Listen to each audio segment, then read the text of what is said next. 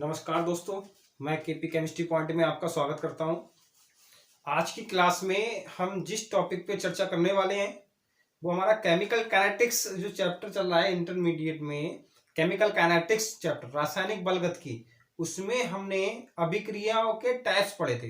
यानी कि पिछली क्लास में जो हमने पढ़ा था वो मतलब ionic reaction, slow reaction, very slow reaction, और हमने आपको ये बताया था कि कोई भी अभिक्रिया करने से पहले यानी कि रिएक्टेंट आपस में मिलते हैं और जो लास्ट में बनते हैं वो प्रोडक्ट बनते हैं।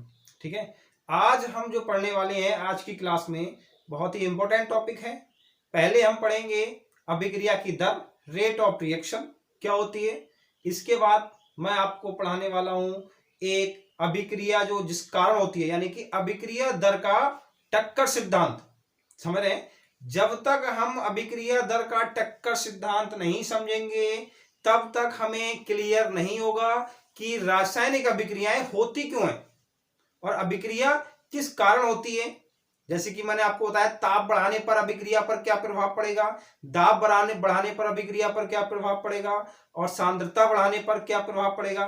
तो इन सब का जो इफेक्ट है वो सब डिपेंड जो करता है वो किस पर करता है, अभिक्रिया दर के टक्कर सिद्धांत पर। ठीक है, वो क्या होता है आज की क्लास में हम जानेंगे। अपने साथ बने रहिए। अपना चैनल है केपी केमिस्ट्री पॉइंट। ठीक है, हेडिंग बनाएंगे अभिक्रिया का वेग, अभिक्रिया का दर।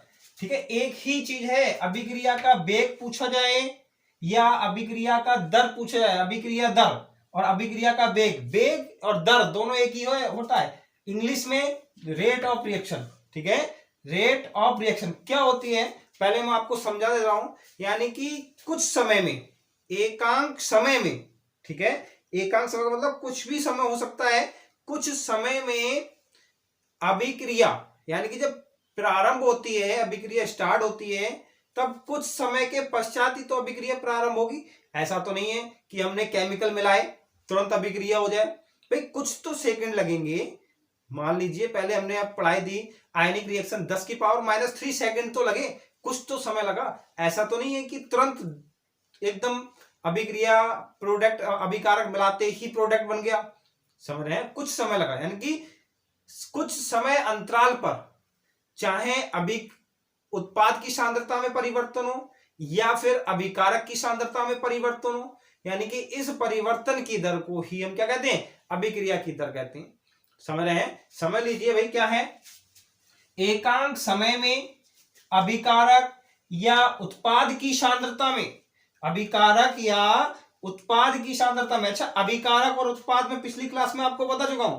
ठीक है, अभी कुछ समय बाद मैं आपको और ही बताऊंगा जब अभिक्रिया की दर का टक्कर सिद्धांत पढ़ाने वाले हैं आपको, तो उसमें मैं आपको बताने वाला हूं। पहले आप ये समझ लें, एकांक समय में अभिकारक या उत्पाद की सांद्रता में परिवर्तन अभिक्रिया की क्या कहलाती है, दर कहलाती है। या फिर हम दूसरी परिभाषा ये बोल सकते हैं, अभिकारक या उत्पाद की सांद्रता में परिवर्तन की दर को ही क्या कहते हैं, अभिक्रिया की दर कहते हैं। दोनों ही परिभाषा सेम है। एकांक समय में अभिकारक या उत्पाद की सांद्रता में परिवर्तन होगा, उसे हम क्या कहेंगे, अभिक्रिया की दर कहेंगे। या फिर अभिकारक या उत्पाद की सांद्रता में परिवर्तन की दर को क्या कहेंगे, अभिक्रिया की दर कहते हैं। ठीक है, अब हम जो पॉइंट बताने वाले हैं वो ध्यान से समझें।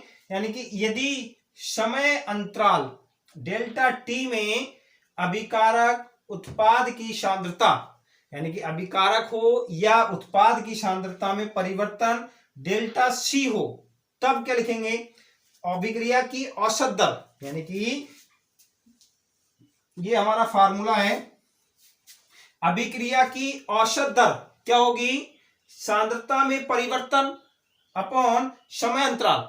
हमने यही तो बताया, एकांक समय में अभिकारक या उत्पाद की सांद्रता में परिवर्तन, देखो सांद्रता में परिवर्तन अपॉन समय अंतराल। तो सांद्रता में परिवर्तन डेल्टा सी से रिप्रेजेंट करते हैं और समय अंतराल को डेल्टा टी से रिप्रेजेंट करते हैं। तो जो हमारा क्या बना, अभिक्रिया की औसत दर का जो फार्मूला निकला वो क्या निकला, delta C upon delta T. Clear हुआ, delta C upon delta T. अभी जो हमने पढ़ा था, यानी कि जो हमारा अभिक्रिया की जो दर थी निकल के जो आई थी, औसत दर जो निकल के आई थी delta C upon delta T जो हमने प्राप्त किया था। अब हम जो देखने वाले हैं कुछ पॉइंट हैं इस पे, वो पॉइंट आप समझ लीजिए, यानी कि नोट पॉइंट क्या लिखा हुआ है देखें। अभिक्रिया के प्रारंभ में जैसे कि मैंने आपको बताया था कि अगर t बराबर 0 समय पर, यानी कि जब हमने अभिकारक मिलाए कुछ भी समय नहीं बीता है, तब अभिक्रिया क्या होगी, उत्पाद में परिवर्तन होगा ही नहीं, उत्पाद बढ़ेंगे ही नहीं, न उत्पाद बने और ना अभिकारक की सांद्रता में परिवर्तन होगा। तब अभिक्रिया की दर क्या कहलाएगी, प्रारंभिक अभिक्रिया की दर कहलाएगी। उस समय जो अभिक्रिया की दर होगी वो क्या होगी, अभिक्रिया की दर क्या कहलाएगी, प्रारंभिक। यानी कि जब हम अभिकारकों को मिलाते हैं और t बराबर 0 समय पर, यानी कि कुछ भी समय नहीं बीता हो, उस समय की जो अभिक्रिया की दर कहलाएगी वो हमारी क्या कहलाएगी, प्रारंभिक अभिक्रिया की दर कहलाती है। ठीक है, फिर अगला पॉइंट देखेंगे, अभिक्रिया के दौरान किसी निश्चित समय t पर, यानी कि जब कुछ समय बीत जाए, हमने बताया पहले t बराबर 0 समय पर, अब क्या कुछ समय पश्चात, यानी कि जब कुछ समय बीत जाए तब अभिक्रिया की दर तात्क्षणिक अभिक्रिया की दर कहलाती है। क्या कहलाएगी, तात्क्षणिक अभिक्रिया की दर कहलाएगी। ठीक है, फिर देखें, किसी निश्चित समय t पर, यानी कि t क्या है, समय, अभिक्रिया दर निम्न प्रकार व्यक्त करते हैं। अभिक्रिया की दर को क्या करेंगे, निम्न प्रकार व्यक्त करेंगे। इसमें यह पॉइंट बहुत ही इंपॉर्टेंट है, ध्यान से देखना है। यदि अति सूक्ष्म समय अंतराल dt हो, यानी कि अति सूक्ष्म, यानी कि बहुत ही कम समय लिया हमने, dt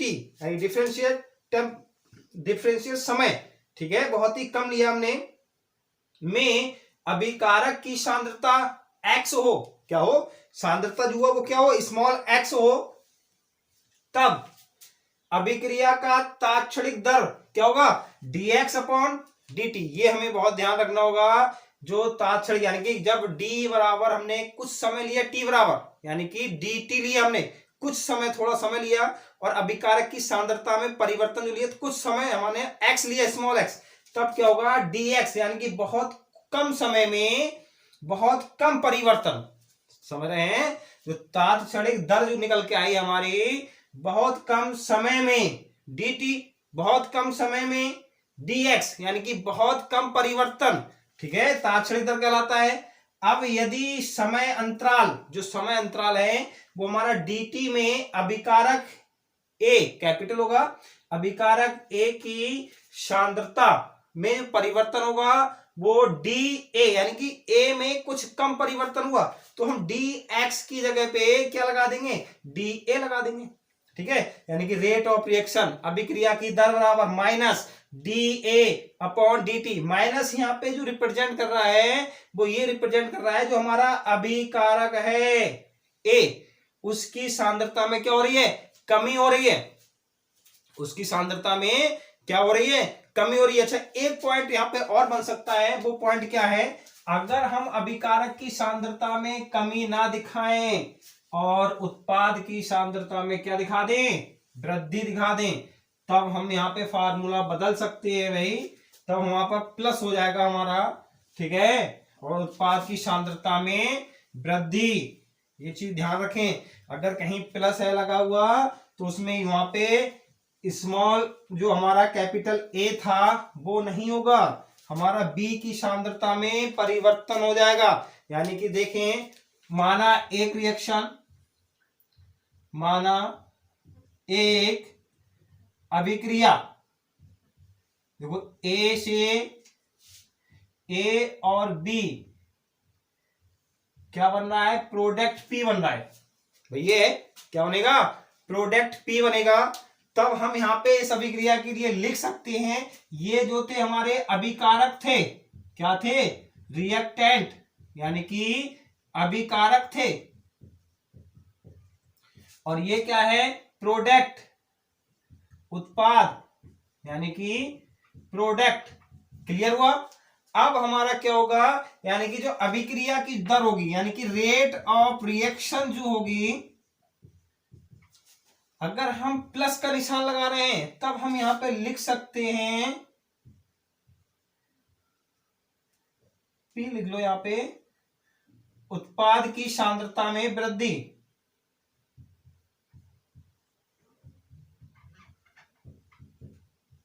बटे dt।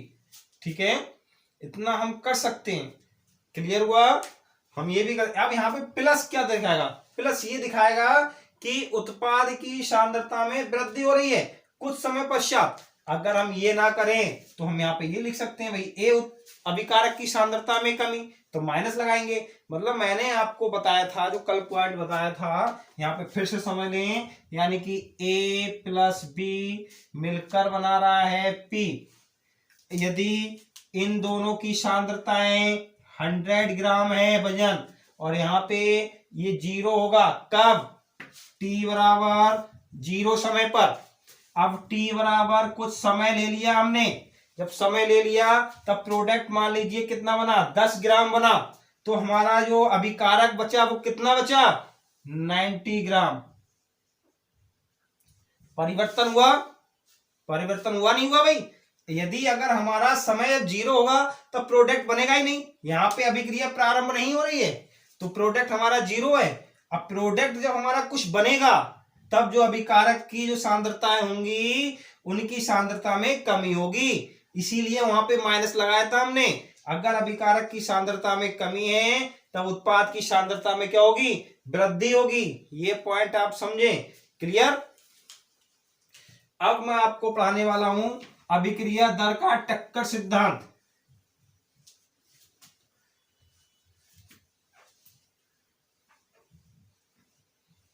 समझ लीजिएगा पहले, इसके बाद में हम कुछ पॉइंट लिख लेंगे।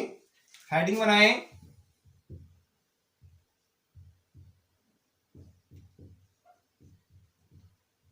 अभिक्रिया दर का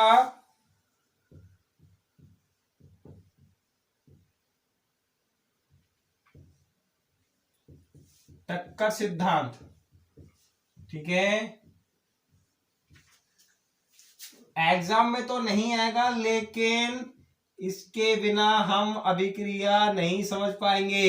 यानी कि एग्जाम में आपसे नहीं पूछा जाएगा कि अभिक्रिया दर का टक्कर सिद्धांत बताइए, नहीं आपसे एग्जाम में ऑब्जेक्टिव में क्वेश्चन बने, लेकिन अभिक्रिया दर का टक्कर सिद्धांत जब तक हम नहीं क्लियर करेंगे तब तक हमें ये क्लियर नहीं होगा कि किसी भी रासायनिक अभिक्रिया पर ताप बढ़ा दें तब उसकी अभिकारक पर यानी कि अभिक्रिया पर क्या प्रभाव पड़ेगा, यदि हम दाब बढ़ा दें तब अभिक्रिया पर क्या प्रभाव पड़ेगा, यदि हम क्या बढ़ा दें, उत्प्रेरक लगा दें तब अभिक्रिया पर क्या प्रभाव पड़ेगा। अभिक्रिया दर का टक्कर सिद्धांत समझने से पहले आपको यह जानना होगा, देख लीजिए ए और बी क्या बनाए, यहां पे पी बना दिया। ठीक है, ये हमारे आप जानते हैं ये क्या है, क्या है ये, अभिकारक। क्या है, अभिकारक यानी कि रिएक्टेंट, ये उत्पाद यानी कि प्रोडक्ट। अब हमने ये अभिक्रिया हमें होनी है, कैसे होनी है ये मैं आपको बता रहा हूं भाई।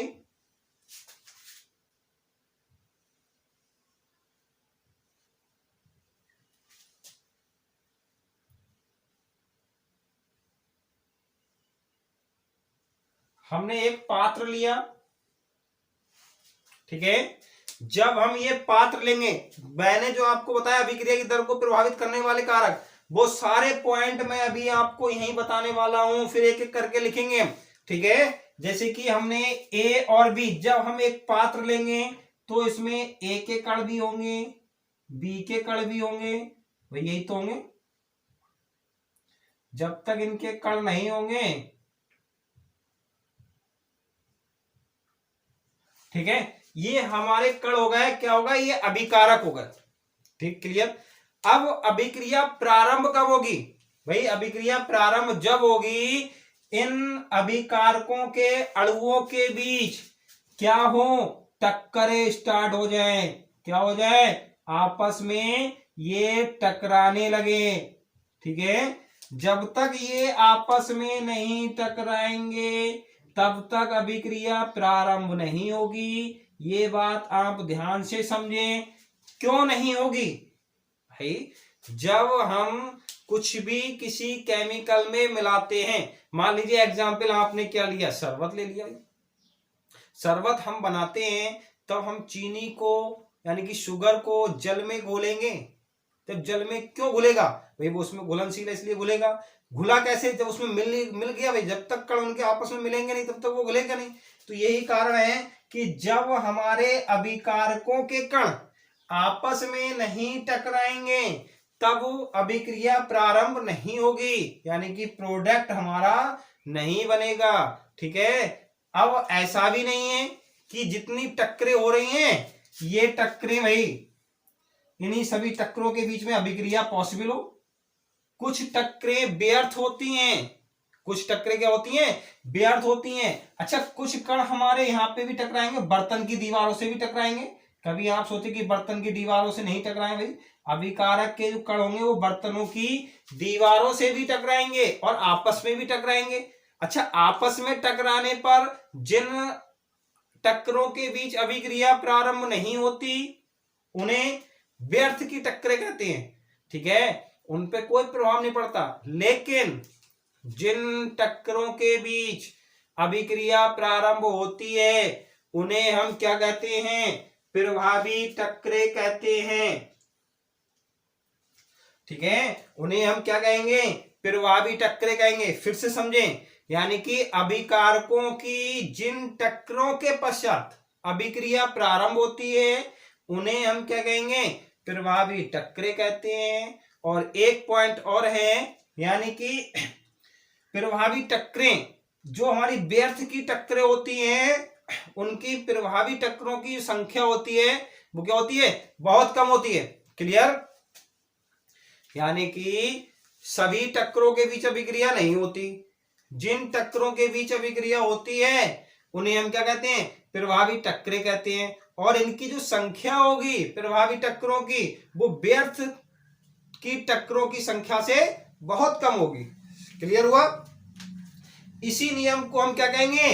अभिक्रिया दर का टक्कर सिद्धांत कहते हैं। क्या कहते हैं? अभिक्रिया दर का टक्कर सिद्धांत कहते हैं। अच्छा, एक पॉइंट आप और समझें, जो अणु हैं यानी कि हमारे अभिकारक हैं ये आपस में टकराते हैं। इन टकराने के लिए इनमें जो ऊर्जा उत्पन्न होती है, यानी कि जो ऊर्जा इनकी टकराने के लिए जिस ऊर्जा की आवश्यकता होती है इन्हें, उस ऊर्जा को हम क्या कहते हैं? सक्रियण ऊर्जा, यानी कि एक्टिवेशन एनर्जी।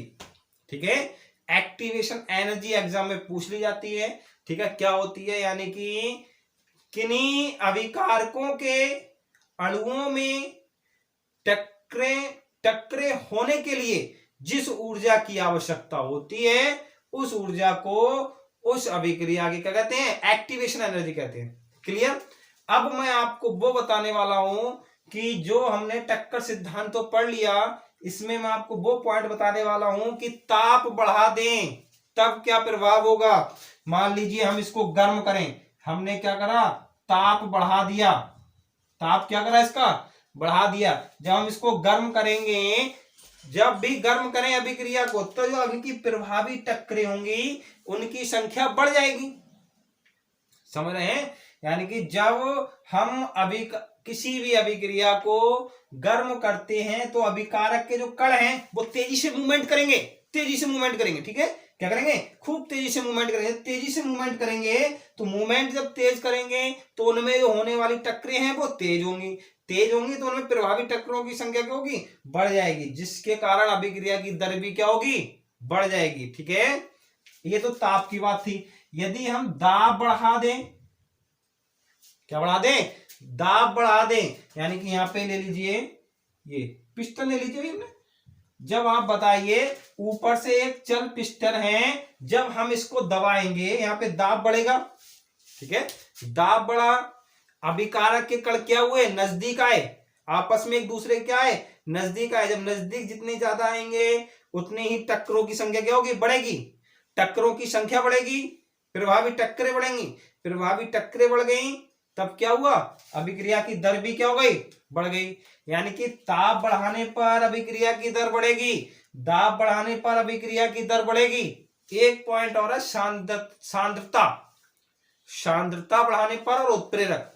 ठीक है, अब मैं यहां पे लिख रहा हूं कंसंट्रेशन, यानी कि सांद्रता,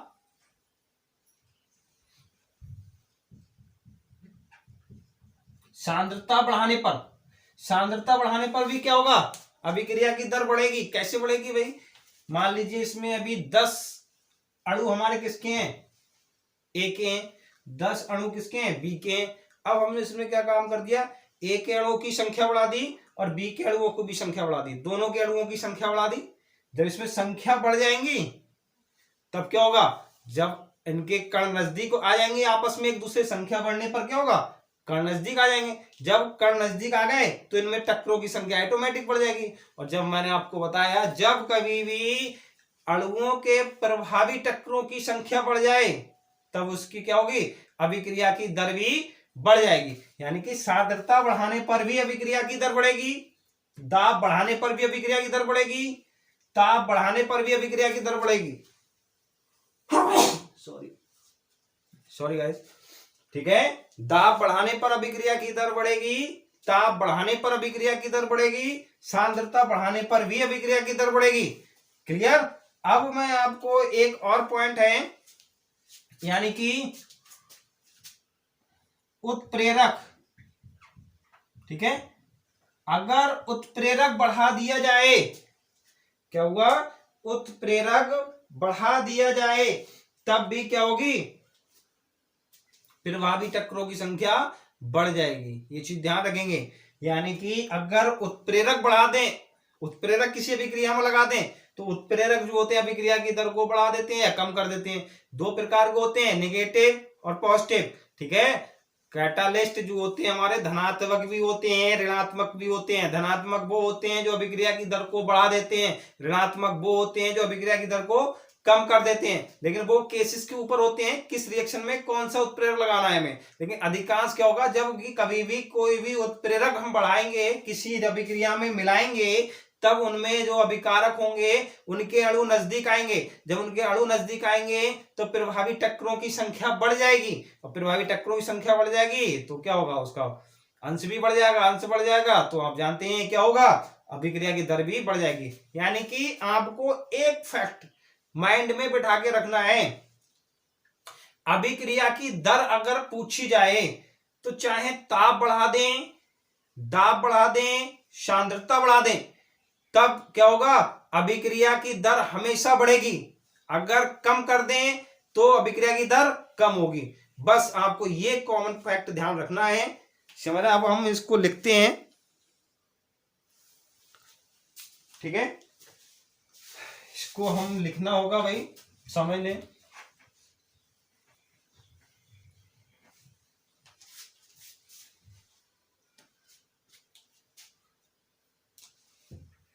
नंबर 1 पॉइंट,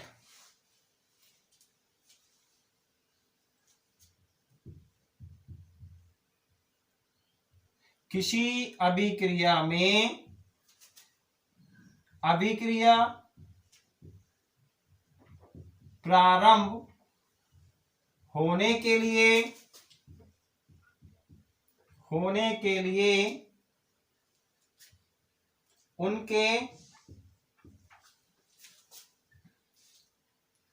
उनके अणुओं के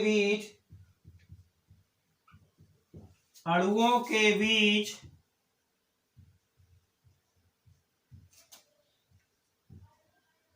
टक्करों का होना आवश्यक है। ठीक है, अगला पॉइंट लिखना है, जिन टक्करों के बीच अभिक्रिया प्रारंभ होती है उन्हें क्या कहते हैं? प्रभावी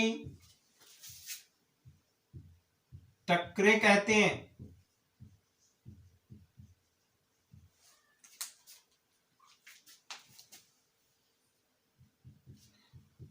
जिन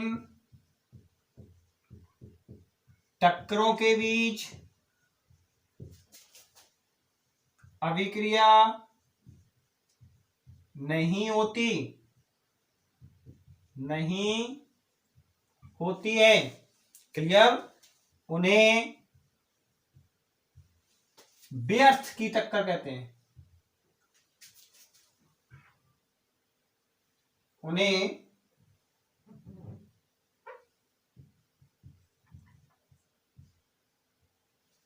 बेकार की टक्करें,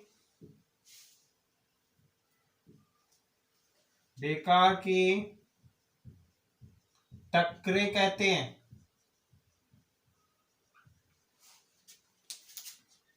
अगला पॉइंट लिखेंगे, बेकार की टक्करें कहते हैं।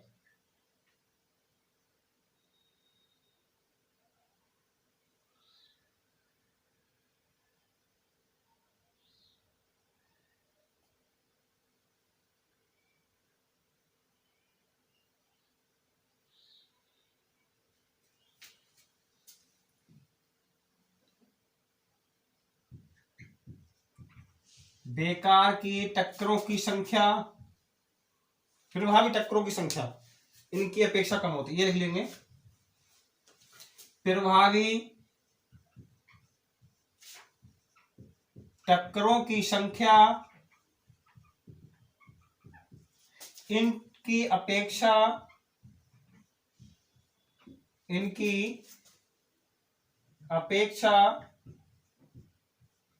कम होती है, क्लियर, इनकी अपेक्षा क्या होती है? कम होती है, ठीक है। एक पॉइंट और है,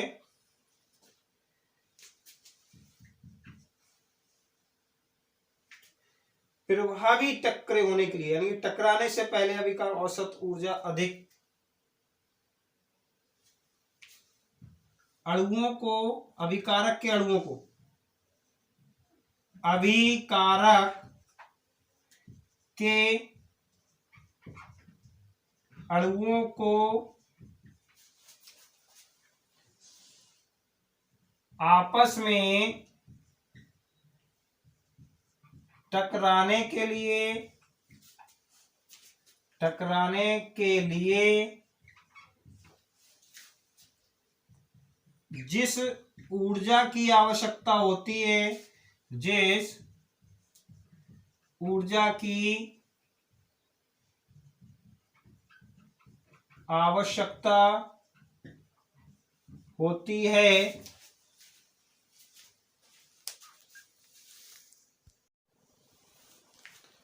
जिस ऊर्जा की आवश्यकता, ठीक है, जिस ऊर्जा की आवश्यकता होती है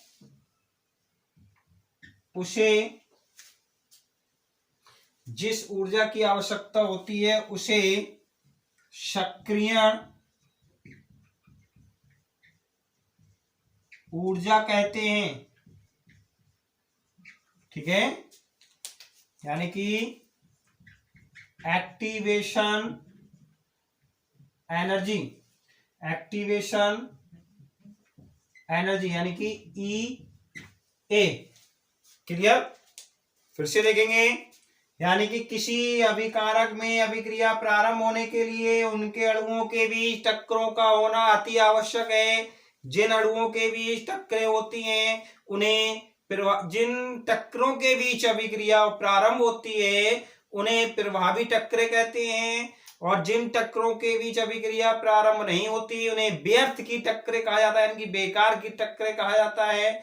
व्यर्थ की टक्करों की अपेक्षा प्रभावी टक्करों की संख्या बहुत कम होती है। अच्छा, अभिकारक के अणुओं को टकराने के लिए जिस ऊर्जा की आवश्यकता होगी उसे सक्रियण ऊर्जा, एक्टिवेशन एनर्जी कहते हैं। क्लियर हुआ? ठीक है, अब हम हेडिंग बनाएंगे, देख लेना ये। अब हम हेडिंग बनाएंगे अभिक्रिया की दर को प्रभावित करने वाले कारक। अभिक्रिया की दर को प्रभावित करने वाले कारक।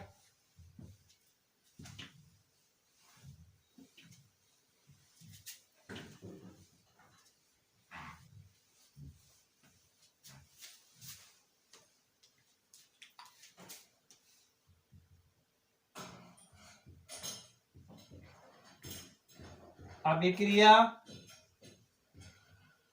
की दर को प्रभावित करने वाले कारक। इंपॉर्टेंट है, इंपॉर्टेंट लगा लीजिए।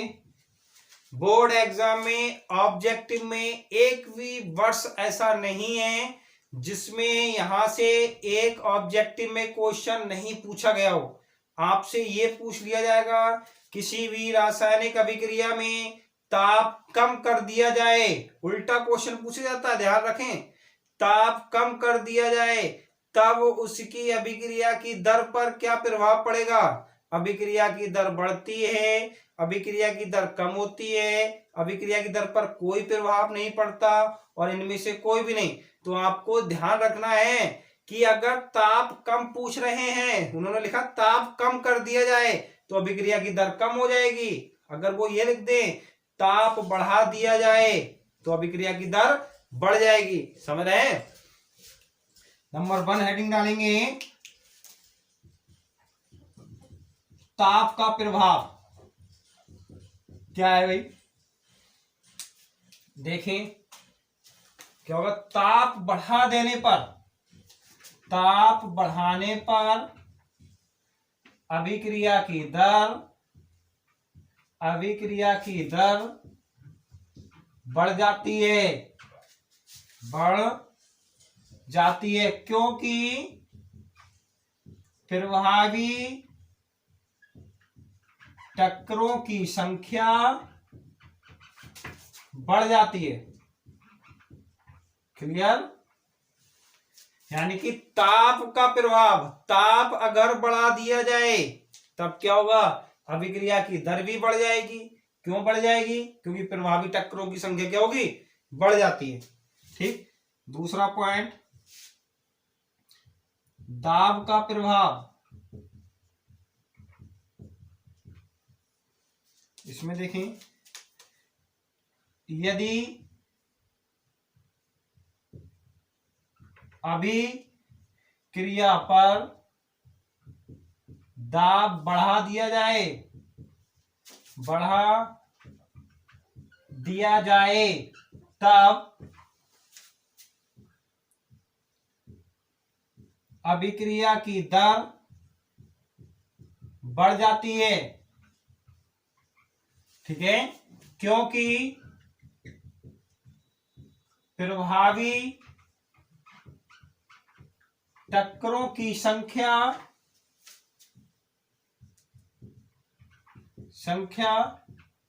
बढ़ जाती है। क्लियर? मैं भी सब आपको बता चुका हूं पीछे। नंबर 3, सांद्रता का प्रभाव।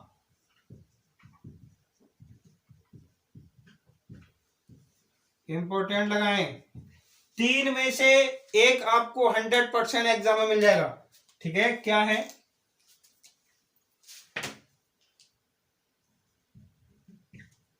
अभिकारकों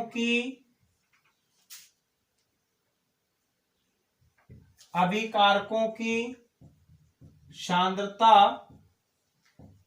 बढ़ा दें तब अभिक्रिया की दर भी बढ़ जाती है, बढ़ जाती है, क्योंकि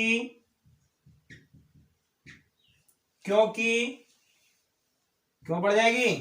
प्रभावी टक्करों की संख्या सांद्रता बढ़ाने